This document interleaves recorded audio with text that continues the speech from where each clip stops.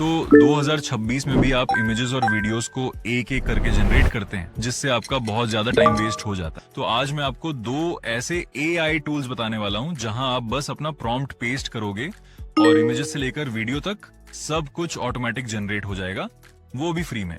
और ये टूल्स उन लोगों के लिए हैं जो YouTube, Instagram या किसी भी प्लेटफॉर्म के लिए एआई कंटेंट बना रहे हो। तो ये वर्कफ्लो आपके लिए काफी यूजफुल होने वाला है। और वीडियो के एंड में मैं आपको एक ऐसा बोनस टिप भी दूंगा जिससे आप एआई कंटेंट को और ज्यादा फास्ट स्केल कर पाओगे, इसलिए वीडियो को एंड तक जरूर देखना। तो इमेजेस जनरेट करने से पहले मुझे एक स्टोरी चाहिए कोरी, जिसके अकॉर्डिंग मैं आगे इमेजेस जनरेट कर सकूं। इसके लिए मैं चैट जीपीटी पर आकर एक स्टोरी जनरेट कर लेता हूं और उसी स्टोरी के अकॉर्डिंग इमेज प्रॉम्प्ट्स भी जनरेट करा लेता हूं। अब यहां से मैं फर्स्ट कैरेक्टर का प्रॉम्प्ट कॉपी करूंगा, फिर विस्क एआई पर आकर उस प्रॉम्प्ट को पेस्ट करके सेंड कर दूंगा और वहां से कैरेक्टर जनरेट करा लूंगा। कैरेक्टर जनरेट होने के बाद मैं उसे सब्जेक्ट वाले ऑप्शन में ड्रैग एंड ड्रॉप कर दूंगा। अब इसके बाद मैं फिर से चैट जीपीटी पर आकर दूसरे कैरेक्टर का प्रॉम्प्ट कॉपी करूंगा और विस्क एआई पर आकर उस प्रॉम्प्ट को पेस्ट करके कैरेक्टर जनरेट कर लूंगा, फिर उसे भी यहाँ ड्रैग एंड ड्रॉप कर दूंगा। इसका फायदा ये होगा कि जब मैं ऑटोमेशन चालू करूंगा तो कैरेक्टर चेंज नहीं होगा। तो अब आपको ब्राउजर में आना है, यहाँ ऑटो विस्क सर्च करना है और यहाँ से फर्स्ट वेबसाइट को ओपन कर लो। ओपन करते ही ऐसा इंटरफेस दिखेगा। अब यहाँ से इसका एक्सटेंशन ऐड करना है। इसके लिए ऐड टू क्रोम पर क्लिक करो। क्लिक करते ही एक्सटेंशन ऐड हो जाएगा। और अब विस्क एआई पर आ जाओ। यहाँ आने के बाद आपको ऊपर की तरफ इस ऑप्शंस पर क्लिक करना है। अब यहाँ एक एक्सटेंशन दिखेगा ऑटो विस्क का, जिसे हमने पहले ऐड किया था। तो आपको ऑटो विस्क पर क्लिक करना है। क्लिक करते ही ऑटो विस्क एक्सटेंशन ओपन हो जाएगा। ओपन होने के बाद आपके सामने दो ऑप्शन शो होंगे। अब यहाँ नीचे वाले ऑप्शन यानी डोम पर क्लिक करना है। डोम पर क्लिक करते ही आपके सामने एक नया इंटरफेस ओपन हो जाएगा। तो यहीं से हम आगे ऑटोमेशन से जुड़ा हुआ पूरा प्रोसेस यूज करने वाले हैं। तो इस वाले सेशन में आपको प्रॉम्प्ट देना है, और प्रॉम्प्ट किस तरह देना है मैं बताता हूँ। इसके लिए मैं चैट जीपीटी पर आऊंगा और यहाँ से सीन 1 का प्रॉम्प्ट कॉपी कर लूंगा, फिर विस्क एआई पर आकर यहाँ उसे पेस्ट कर दूंगा। अब दूसरा प्रॉम्प्ट देने से पहले आपको एक बात याद रखनी है, हर प्रॉम्प्ट के बीच एक लाइन का स्पेस जरूर देना है। अगर आप स्पेस नहीं दोगे तो ऑटो विस्क ये समझेगा कि ये एक ही प्रॉम्प्ट है, जिसकी वजह से वो सिर्फ 2 इमेजेस ही जनरेट करेगा। 2 इमेजेस क्यों? क्योंकि विस्क एआई एक प्रॉम्प्ट में 2 इमेजेस जनरेट करता है। अब दूसरे सीन के लिए मैं फिर से चैट जीपीटी पर आकर सीन 2 का प्रॉम्प्ट कॉपी करूंगा और ऑटो विस्क में आकर उसे पेस्ट कर दूंगा। अब आप देख सकते हो यहाँ एक लाइन का स्पेस दिया हुआ है। इसी तरह मैं सारे सीन्स के प्रॉम्प्ट्स एक एक करके पेस्ट कर लेता हूँ। प्रॉम्प्ट देने के बाद मैं यहाँ स्टार्ट पर क्लिक करता हूँ। ओहो, यहाँ तो कोई दूसरा लैंग्वेज है।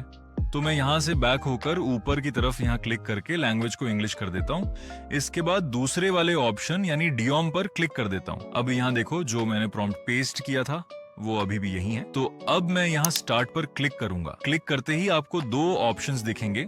यहाँ आपको दूसरे ऑप्शन यानी रन ऑन दिस प्रोजेक्ट पर क्लिक करना है। अगर आप क्रिएट न्यू प्रोजेक्ट पर क्लिक करोगे तो ऑटोमेशन एक नए प्रोजेक्ट में ओपन हो जाएगा, जिसकी वजह से आपकी कैरेक्टर कंसिस्टेंसी बनी नहीं रहेगी।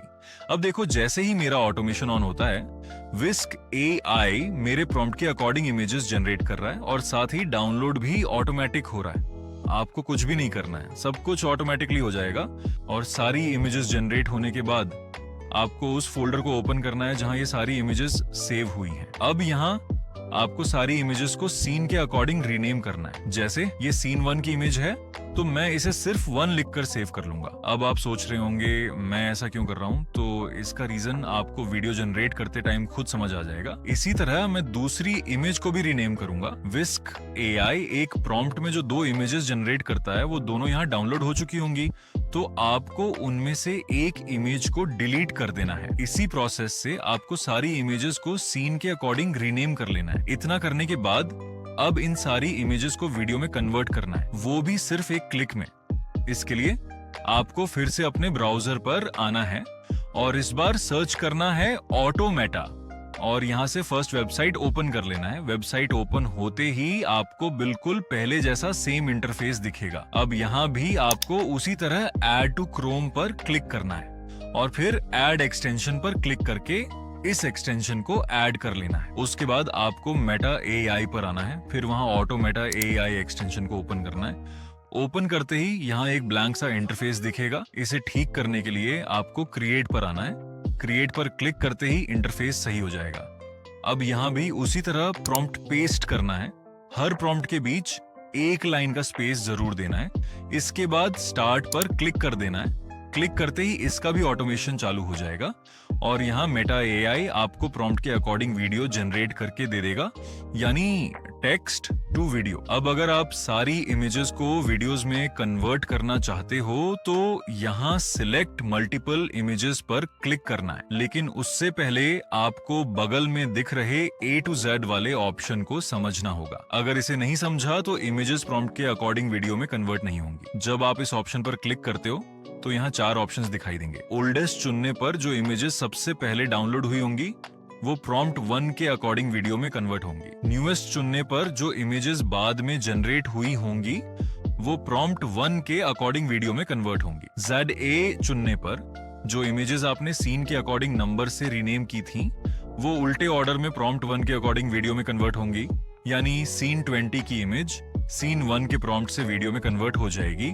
इसलिए मैं यहाँ A to Z सिलेक्ट करूंगा क्योंकि मैंने इमेजेस को पहले ही सीन के अकॉर्डिंग रीनेम कर लिया था। अब सबसे पहले मैं यहाँ सारे प्रॉम्प्ट्स पेस्ट कर लूंगा। उसके बाद सिलेक्ट मल्टीपल इमेजेस पर क्लिक करके सारी इमेजेस सिलेक्ट कर लूंगा। अब यहाँ स्टार्ट पर क्लिक कर दूंगा। क्लिक करते ही मेटा एआई सारी इमेजेस को प्रॉम्प्ट के अकॉर्डिंग वीडियो में कन्वर्ट करना स्टार्ट कर देगा।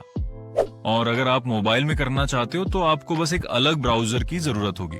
उस ब्राउजर का नाम है कीवी ब्राउजर। इसे आप गूगल से डाउनलोड कर सकते हो। डाउनलोड करने के बाद सेम प्रोसेस फॉलो करना है। अगर कहीं कोई प्रॉब्लम आए तो सिंपली कमेंट कर देना। अब आते हैं प्रो टिप पर। प्रो टिप ये है कि मैंने डिस्क्रिप्शन में एक प्रॉम्प्ट दिया है। पहले आप हर प्रॉम्प्ट को एक एक करके चैट जीपीटी से कॉपी पेस्ट करते थे। अब आपको वही काम करना है, लेकिन थोड़े स्मार्ट तरीके से। उस प्रॉम्प्ट को कॉपी करो और जहां आपने इमेज प्रॉम्प्ट्स जनरेट कराए थे उसके नीचे ये प्रॉम्प्ट पेस्ट कर दो। इससे चैट जीपीटी हर प्रॉम्प्ट के बीच सिर्फ एक लाइन का स्पेस छोड़ेगा और एक प्रॉम्प्ट से दूसरे प्रॉम्प्ट के बीच कुछ भी एक्स्ट्रा नहीं लिखेगा। अगर इसके बाद भी कोई प्रॉब्लम आए तो कमेंट कर देना और हो सके तो सब्सक्राइब भी कर लेना। इस गरीब का भला हो जाएगा।